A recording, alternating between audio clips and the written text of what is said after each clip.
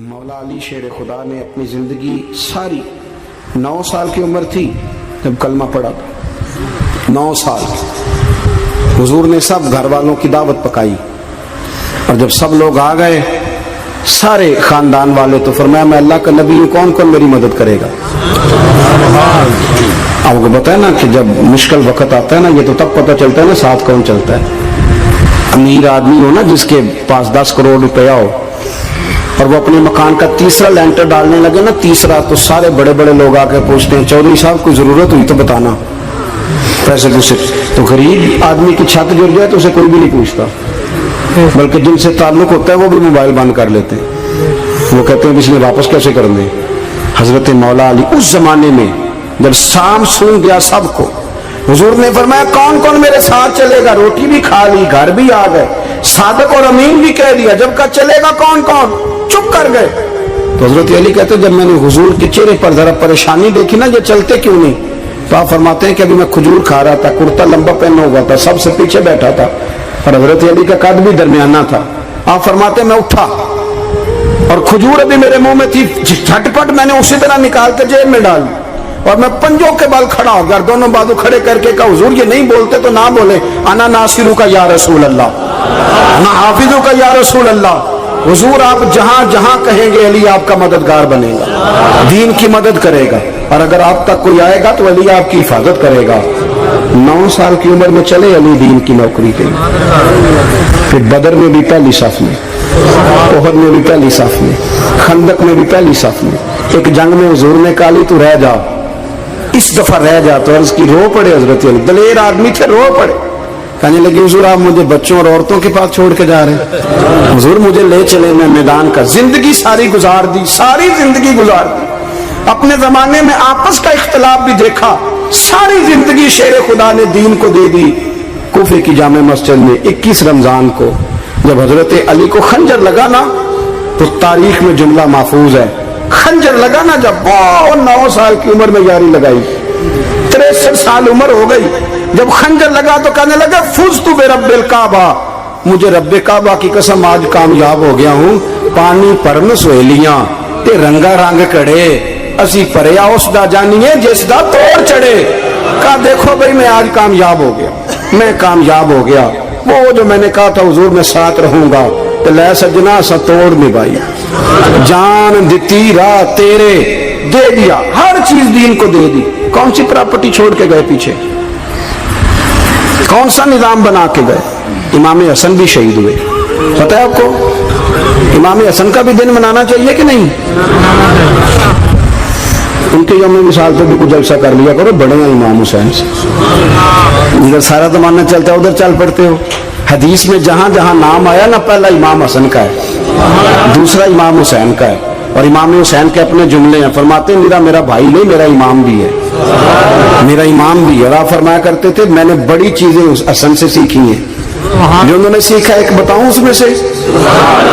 کچھ لوگ تھکے ہیں آپ میں سے, حالانکہ میں تو زیادہ سفر کر کے آیا ہوں. عرض کروں جو انہوں نے سیکھا ہے, سنو. امام حسین خود بتاتے ہیں, فرماتے ہیں کہ اب میرے بھائی نا امام حسن اپنی ایک بیوی کو طلاق دینا چاہتے تھے, اختلاف شدید ہو گیا, بات طلاق تک آ گئی. مجھے پتا چلا تو میں پہنچا, میں نے کہا بھائی جان کیا اختلاف ہے بھابھی سے, سنا طلاق دینے لگے. فرمایا ہاں طلاق دے دوں گا. چلی گئی ہم ایک کے. فرمایا بتائیں غلطی کیا, کیوں دے رہے ہیں. تو امام حسن فرمانے لگے حسین آپ نے قرآن نہیں پڑھا. میں نے کہا جی پڑھا ہے, بتائیں. کہنے لگے اللہ فرماتا ہے ہن لباس لکم وانتم لباس لہن, مرد عورتوں کا لباس ہے, عورتیں مردوں کا لباس ہے. فرمایا میری بیوی میں کوئی کمزوری ہوگی تو میں پردہ ڈالوں گا کہ دنیا کو بتاؤں گا. امام حسین کہتے میں نے اٹھ کے بھائی کا ہاتھ چوما.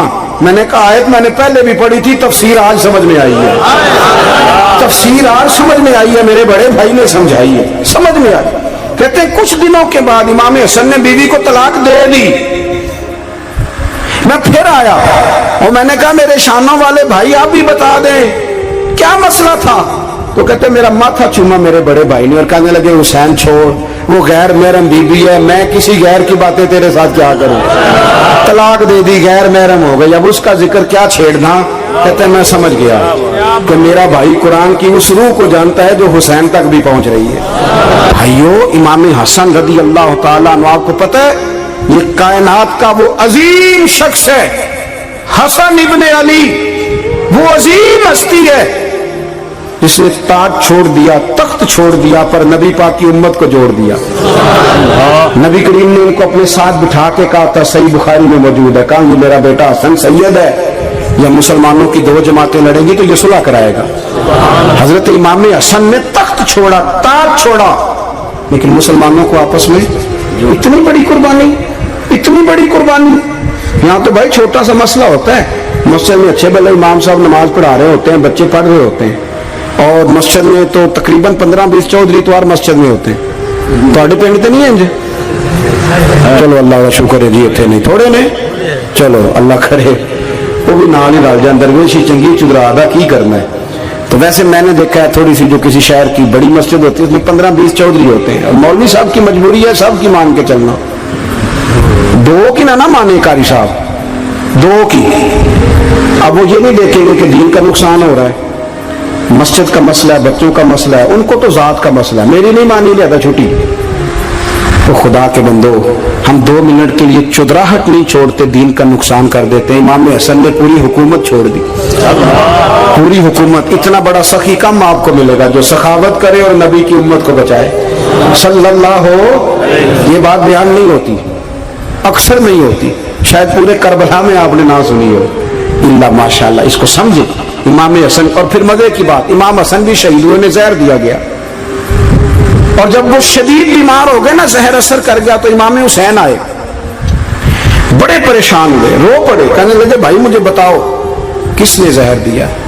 तो इमाम हसन कहने लगे हुसैन मुझे शक है एक शख्स पर, लेकिन शक है भाई, अगर सिर्फ शक है तो मैं किसी बेगुनाह को बदनाम कैसे कर दूं, तुम्हें कैसे नाम बता दूं। ये नामालूम पर्चे कराते नहीं हम रोज ही, रोज नामालूम पर्चे, जिस पे दुश्मनी है उसका नाम लिखा दो, खत्म हो गई बात। इमाम हसन की तरबियत देखो, फरमाने लगे जिस पर मुझे शक है उसका नाम बता दूं, तो अगर वो नहीं तो बेगुनाह का जिक्र कैसे कर दूं।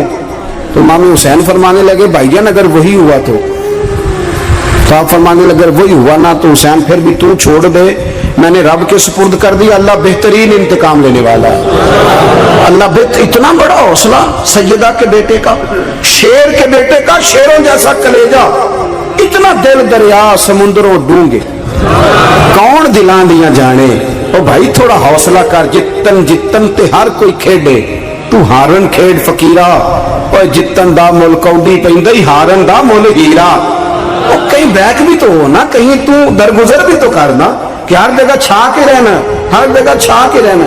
मेरे एक संगी हैं, आपको पता है ये जो स्टेज पे बैठने वाले लोग होते हैं ना, यहाँ तो अच्छे अच्छे लोग बैठे हैं, मेरी तरह के भी लोग, वो स्टेज पे बैठने का आदी हो जाता है, वो नीचे बेचारा बैठ भी नहीं सकता, ये मसला हो जाता है। मैं अक्सर कहता हूँ कि कभी नीचे बैठ के तो देखो क्या फर्ज होता है। अगर किसी बंदे की कोई शान है तो वो जो सबसे पीछे बैठा है उसकी शान वैसी की वैसी है, फिर कमी आ जाएगी, कुछ भी नहीं। मुझे जाती तौर पर दयानतदारी से कहता हूँ, मस्जिद में बैठा हूँ, जब मेरे आने पे लोग नारे लगाते हैं मुझे तकलीफ होती है। मैं कहता हूँ यार नबी पाक की नात चल रही थी, उसका अदब ज्यादा है, अजमल कादरी का अदब ज्यादा है। छोड़े आप, जो आया वो बैठ जाएगा, खत्म हो गई बात। और वैसे भी वो लोग जलसों के लिए मेहनत करते हैं ना, बेचारे इश्तिहार लगाते हैं, मस्जिद की सफाई करते हैं, जो लंगर पकाते हैं, वो तो स्टेज पे आते नहीं, हालांकि ज्यादा सवाब तो उनको मिलता है, वो तो पीछे छुपे होते हैं। मैं कई दफा मुझे पता चल गया ना इस कारकुन ने ज्यादा काम किया इस जलसे के लिए, तो मैं उसके काम में कहता हूँ मेरे लिए भी दुआ करी, इसलिए तूने मेहनत की है, तेरा अजर और है। हम तो शाम से आए बैठे और छुट्टी कर गए। भाई थोड़ा पीछे भी देखे, नबी करीम के पूरे खानदान की कुर्बानियां, पूरे खानदान। दोपहर को खाना ना पका हो तो हमारे बच्चे मोबाइल तोड़ देते हैं, और शाम को मर्जी का ना पका हो तो वॉक आउट कर जाते हैं, कहते हैं ले आओ पैसे फिर बर्गर ले आइए, मेरी मर्जी का नहीं पका। सैयदा फरमाती है मेरे घर में महीना महीना चूल्हा नहीं जला, महीना महीना चूल्हा 3 रोजे रखे सैयदा फातिमा ने, मौला अली ने, इमाम हसन ने, इमाम हुसैन ने, और तीनों दिन इफ्तार के वक्त फकीर मांगने आ गया तो खाना वहां दे दिया। आपका क्या ख्याल है, जो बेसब्रा आदमी हो वो करबला में जाके लड़ेगा? जिसको आदत ही ना हो बचपन से ठहरने की वो लड़ेगा? जो जरा जरा सी बात पे डगमगा जाता वो लड़ेगा? स्टेज पे नहीं बिठाया तो लड़ पड़े वो लड़ेगा? ओ खुदा के बंदो, बड़ा हौसला चाहिए, बड़ा शरफ चाहिए। इमाम अली मकाम का एक कद है, उनका एक वकार है, उनका एक हुस्न है। इमाम हुसैन रज़ी अल्लाह ताला अन्हु ने 25 हज किए मदीने से मक्के पैदल जाके, दोनों भाइयों ने। हर रोज 10 सिपारे कुरान पाक के इमाम हुसैन पढ़ते थे। हजरत अब्दुल्ला इब्ने जुबैर कहते हैं, मैं सैयदा फातिमा के बेटे हसन और हुसैन से जब भी मिला हूं, दोनों भाइयों ने रोजा रखा हुआ होता था। उन्होंने अपनी जिंदगी तकवे से गुजारी, परहेजगारी और सखावत। सुभान अल्लाह। पता है, सखी मालदार नहीं होता। हुजूर ने फरमाया बंदा दिल का गनी होता है। मालदार तो बंदा बनता ही तब है जब पैसे जमा करे। सखावत करने से थोड़ी मालदार बनेगा। इसीलिए दरवेश कहते हैं माला वाले सखी नहीं होंगे, सखियां कोल माल नहीं होता। सुने, बहुत बड़ी सखावत की अपनी जिंदगी में, सारी जिंदगी सखावत में गुजार दी, सारी जिंदगी। इमाम हसन ने भी, इमाम हुसैन ने, जो आया दे दिया, जो आया दे दिया। हजारों दिनार आते। एक दिन एक फकीर मांगने आ गया तो इमाम हसन हुसैन दोनों थे। कहने लगा, मैंने सुना बड़े लाजपाल हो, गरीब हो, मेहरबानी हो जाए। फिर मैं बैठ जाओ, रिज़्क आने वाला है। थोड़ी देर गुजरी तो 3000 दिनार आए। वैसे मेरे को 3 लाख रुपया वो तो मसीते किन्ने देने चाहिए? मैं अपनों तो पूछना, तो पूछी ही नहीं। मैं मशवरा पे लेना 3 लाख जो मेरे को लगे तो मसीते किन्ने देने चाहिए? तुसी जाहिर है उनको दयानतदारी वाला मशवरा ही देना है ना, जो नहीं करना जो ही दसना देना। कितना 1000 है? मैं कभी कभी प्यार से बात सुनाता हूँ। एक संगी मेरे पास आया, कहने लगा सब दुआ करो अल्लाह मैंने पैसे दे, मैं उधर राज देंगा। मैं कही अल्लाह ने 10 करोड़ दे, 9.5 करोड़ तेरे राज दे छड़ेगा। वो भी हसी आई है जिम्मे तुसी हसे हो ना। आमीन नहीं जुआ की, या चुप कर गया या कूड़न लग गया। और मैं क्या कर्मा लिया आमीन त्याग, तेन 50 लाख फिर भी पिया बचता सी। लेकिन असी दुआवां भी 9.5 करोड़ देने तैयार, नाराज ना होना, दुआवां भी तैयार नहीं, मिजाज ही नहीं, तबीयत ही नहीं। सैयदा फातिमा ज़हरा के पास 40 ऊंट खड़े थे। एक बीबी आई, वो कहने लगी, अम्मा जी ये जो ऊंट खड़े हैं ये मेरे हैं, अब बताएं मैं अल्लाह के रास्ते में दूं तो कितने दूं? सैयदा फातिमा कहने लगी, एक बकरी दे दे। वो कहने लगी, हुजूर अगर आपके पास 40 होते तो आप कितने देती? सैयदा फरमाने लगी, मैं सारे के सारे दे देती। तेरे लिए मसला और है, मेरे लिए फतवा और है, सारे दे दे। 3000 दिनार आए इमाम हसन और हुसैन के पास। फकीर बैठा है। फकीर कहता है, मेरे दिल में ख्याल था कि 5-10 दे दे तो मेरी मौज बन जाएगी, पर मुझे नहीं पता था कि इतने सखी घराने के पास आया। 5-10 दे दे तो मौज बन गई। कहते इमाम हसन ने 3000 दिनार मेरी हथेली पे रखे और मेरा माथा चूम के कहने लगे, यार मेरा तो ख्याल था कि तेरे इंतजार पर तुझे कुछ मिलेगा, पर ये रख ले। मुझे पता होता कि तुझे इतना मिलना है तो मैं तुझे इंतजार न कराता। जल्दी खुद भीख दे, खुद ही कहे मंगते का भला हो। अपनी जिंदगी नफासत से गुजारी अहले बैत, कुर्बानी दे के गुजारी।